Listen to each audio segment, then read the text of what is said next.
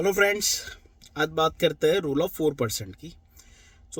आजकल बहुत बातें हो रही है कि मेरे को अर्ली रिटायरमेंट चाहिए, मेरे को अर्ली फाइनेंशियल फ्रीडम चाहिए। इन दैट केस मुझे कितनी अमाउंट लेकर रिटायर होना चाहिए?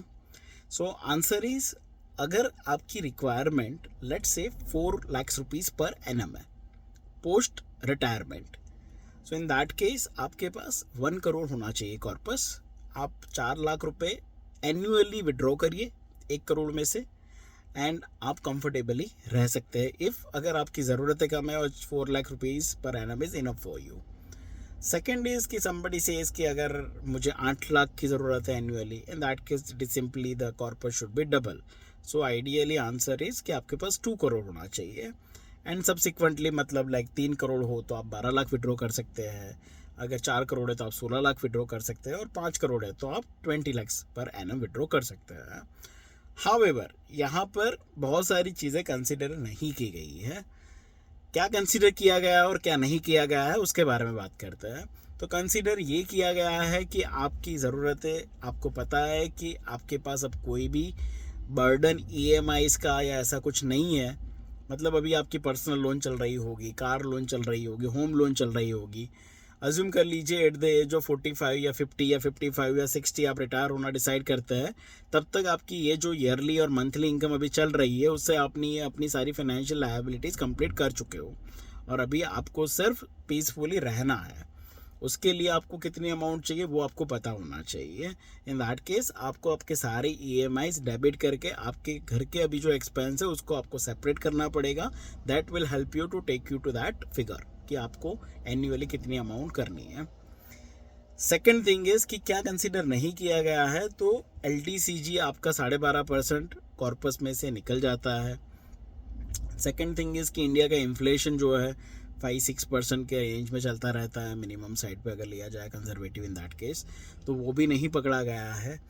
इन दैट केस यानी कि इट्स ऑलवेज एडवाइजेबल कि आप rule of 25x and 4x का क्लब ना करें, बल्कि रूल ऑफ 50x 4x का कॉम्बिनेशन करें।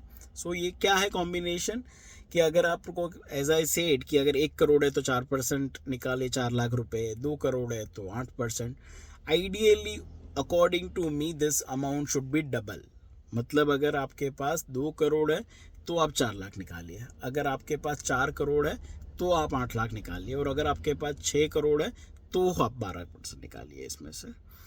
इन दैट केस आप इन्फ्लेशन को, कंटिजेंसी प्लान बी भी आपका रेडी है, एंड किसी भी अनफोर्सिन कंडीशन के लिए भी आप मेंटली प्रिपेयर है, और अभी आप कंफर्टेबली अपना रिटायरमेंट एंजॉय कर पाएंगे। आंसर इज़ कि आपको कितना अमाउंट करना है इकट्ठा। लेट्स से कि मुझे रिक्वायरमेंट है 12 लाख की और मुझे चाहिए 6 करोड़, तो नाम रिवर्स कैलकुलेशन आएगा कि 6 करोड़ इकट्ठा किया कैसे जाए। अगर आप आज 35 साल के हो और अगर आपको रिटायर होना है at the age of 50 years, in that case 90,000 rupees of SIP is required for that. अगर आपने मंथली 90,000 रुपीज़ की SIP कर दी है, इन दैट केस आफ्टर 15 ईयर्स आपका कॉर्पस 6 करोड़ हो जाएगा, जिसमें से आप फिर कंफर्टेबली 12 लाख रुपए विड्रॉ कर सकते हैं।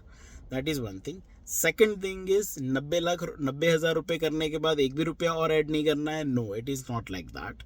अगेन मैं प्लान बी और प्लान सी हमने देखा ही होगा, यानी कि like just movie like money heist, and there are so many other planning based things going on. आपको your plan should be so robust that gives you so comfort. The planning is 80% and execution is 20%. आपका plan ही इतना अच्छा होना चाहिए कि execution भी easily comfortably हो पाए। That is why I am saying कि 90,000 करने के बाद भी आपको 10% स्टेप अप करना चाहिए आपकी SIP को। जैसे जैसे आपकी इनकम बढ़ती जा रही है, आप 10% रुपीज़ आपकी SIP भी बढ़ाते जाइए, तो आपका कॉर्पस जो है वो कंफर्टेबली अराउंड 6 to 10 CR के बीच में हो जाएगा, which will give you extraordinary comfort to retire at the age of 50. For example, a person who is watching is 35 and wants to retire in 15 years, guys. Thank you. See you in the next video.